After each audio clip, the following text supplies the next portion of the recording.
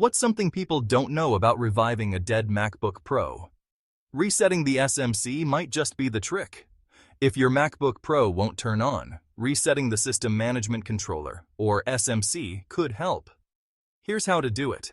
For MacBook Pros with a non-removable battery, shut down your MacBook. Then, press and hold Shift, Control, Option on the left side, plus the power button. Hold for 10 seconds, release, and press the power button again. For models with a removable battery, shut it down and take out the battery. Hold the power button for 5 seconds. Release, reinsert the battery, and press the power button. Still no luck?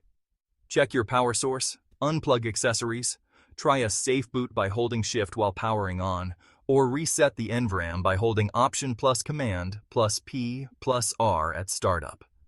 If all else fails, it's time to call in the pros at Apple Support.